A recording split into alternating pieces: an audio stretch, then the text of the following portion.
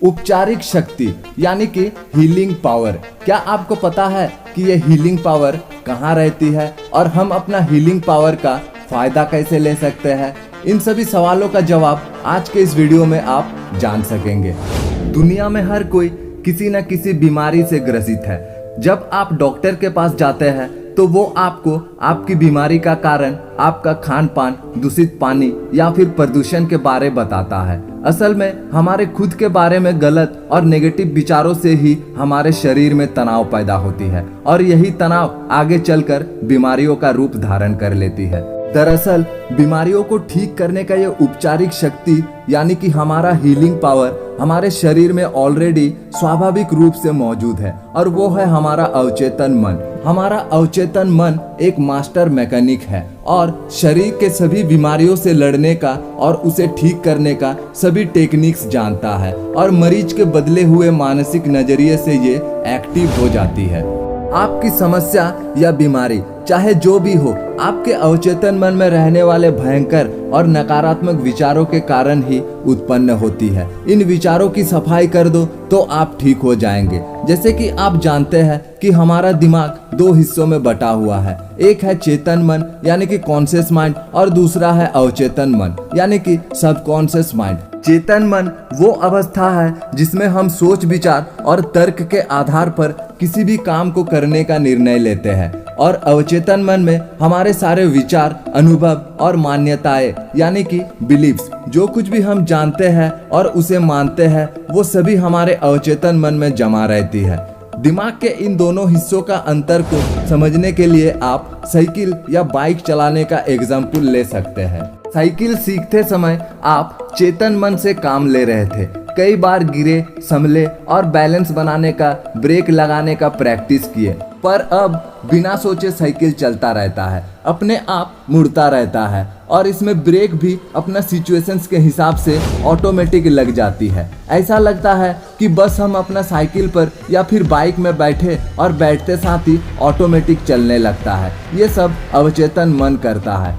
हमारा शरीर में होने वाली सभी स्वचालित गतिविधियां यानी कि ऑटोमेटिक सिस्टम्स जैसे कि सांस लेना और दिल का धड़कना भी अवचेतन मन के द्वारा कंट्रोल होता है। हमारा अवचेतन मन वो रोबोट है जिसकी प्रोग्रामिंग चेतन मन के द्वारा की जाती है और चेतन मन के द्वारा की गई प्रोग्रामिंग के अनुसार ऑटोमेटिक तरीके से काम करता रहता है। अगर हम चाहे तो अपने अवचेतन मन में वो सभी बातें डाल सकते हैं जिसे हम सच होता हुआ देखना चाहते हैं। एक कंप्यूटर की तरह अवचेतन मन की मनचाही प्रोग्रामिंग करके मनचाहा परिणाम पाया जा सकता है। अवचेतन मन में किन विचारों को जाने दिया जाए और किन विचारों को जाने से रोका जाए, क्योंकि बार बार दोहराया गया विचार अवचेतन मन में स्थायी यानी कि परमानेंट हो जाती है और हमारा अवचेतन मन उसे सच करने में जुट जाता है। वो विचार सही हो या गलत, इससे अवचेतन मन अब प्रभावित रहता है। अपार शक्ति का ये स्रोत हर इंसान के पास मौजूद है, मगर दुनिया के ज्यादातर लोग इसे जानते ही नहीं है और जो जानते भी है वो भी कुछ न कुछ डाउट्स पैदा कर लेते हैं और यही डाउट्स की वजह से अवचेतन मन की इन असीमित शक्तियों का प्रभाव से वंचित रह जाता है। तो आइए जानते हैं कि हम अपना अवचेतन मन को किस तरह से प्रोग्रामिंग करके अपना शरीर के किसी भी विकार या फिर बीमारियों को सिर्फ और सिर्फ विश्वास, विचार और कल्पना शक्ति के जादुई तरीके से जड़ से खत्म कर सकते हैं। और ये 100% पॉसिबल है। जिस तरह से जमीन में जो भी बीज हम बोते हैं ना, उसी प्रकार का पेड़ या फल हमें मिलता है। उसी तरह जिस विचार को आपका चेतन मन पूरी तरह स्वीकार कर लेता है वो आपका अवचेतन मन में साकार रूप से प्रकट हो जाता है। जिस तरह से आप ईश्वर पर दमदार तरीके से अटूट विश्वास रखते हैं ना, ठीक उसी तरह अटूट विश्वास आपको अपना अवचेतन मन में भी रखना है और पूरे यकीन के साथ स्पष्ट तरीके से दोहराया गया विचार निश्चित रूप से सच का रूप ले लेगा, क्योंकि ऐसा कोई भी काम नहीं है जिसे पूरा करना अवचेतन मन के लिए इम्पॉसिबल है। इसलिए जो भी विचार आप अपना अवचेतन मन तक पहुंचाना चाहते हैं उसे बार बार रिपीट करना जरूरी है। जैसा कि हम पहली क्लास में गिनती और पहाड़े को जोर जोर से बोलकर दोहराते थे और वो हमें आज तक याद है और बस सोचते साथ हम गिनती बता देते हैं। ये अवचेतन मन की कमाल है। उसी तरह अगर एक छोटे बच्चे को बाजार से 10 रुपया का हल्दी और 5 रुपया का सरसों लाने को कहा जाए तो वो भागते हुए जाएगा और साथ में बोलते हुए भी जाएगा कि 10 रुपया का हल्दी 5 रुपया का सरसों, 10 रुपया का हल्दी 5 रुपया का सरसों, और दुकान तक पहुंचते पहुंचते भूल जाएगा क्योंकि अभी उनके अवचेतन मन में वो चीजें जल्दी से जाती नहीं, इसलिए बोलते जाते हैं। इसलिए जो भी विचार को हमें अपना अवचेतन मन में फिट करना है उसे हमें बार बार दोहराते रहना है, यानी कि रिपीटेशन करना है। मान लीजिए आपका दोस्त से झगड़ा हो गया और आप सोचते हैं अब हमारी कभी नहीं बनेगी, तो सच में आपकी कभी नहीं बनेगी। और अगर आप सोचते हैं कि आपकी फिर से दोस्ती बन जाएगी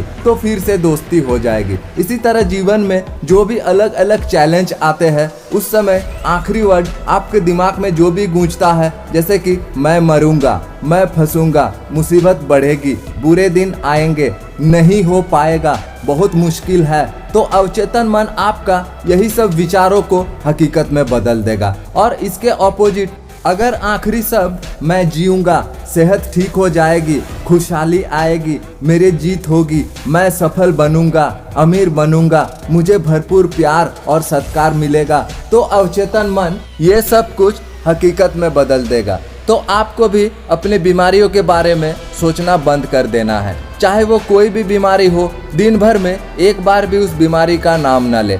खास तौर पर रात को सोने से ठीक पहले की घंटों में, क्योंकि सोने के ठीक पहले एक बार किसी भी दिशा में सक्रिय होने पर अवचेतन मन नींद के दौरान भी उसी विचार के अनुरूप आपको तैयार कर देता है, क्योंकि अवचेतन मन का काम नींद के दौरान भी चलता रहता है। इसलिए ये बहुत जरूरी है कि आप सोने से ठीक पहले अवचेतन मन को कोई एक ऐसा काम सौंपे जिससे कि आपका फायदा हो। इसके ऑपोजिट अगर आप अपना दर्द और बीमारियों के रट लगाए रखते हैं या फिर उसके बारे में बात करते हैं तो आप अपना दर्द और बीमारियों की शक्ति को बढ़ावा देते हैं। आप अपने अवचेतन मन का उन गतिशील कर्म को रोकते हैं जो कि हीलिंग पावर को सक्रिय करता है। इसलिए आपको इस तरह के पॉजिटिव अफर्मेशंस का रोज रात को सोने से पहले रिपीटेशन करते रहना चाहिए, जैसा कि मैं स्वस्थ हूँ, मैं शक्ति हूँ, मेरा शरीर सबल है, मैं संपूर्ण स्वस्थ हूँ, बलवान हूँ, ईश्वर ने ऐसा कोई बीमारी मुझे नहीं दी जिस पर विजय पाने के लिए मेरा शरीर में सामर्थ्य ना हो। मेरा शारीरिक स्वास्थ्य आत्मिक स्वास्थ्य पर निर्भर है। स्वास्थ्य की संपत्ति मुझे परमात्मा से मिली है। परमात्मा सर्वशक्तिमान है, अमर है, मुझे भी अमर जीवन मिला है। मैं भी शक्तिमान हूँ क्योंकि वो सर्वशक्तिमान और अमर है, मैं भी तो उनका ही अंश हूँ।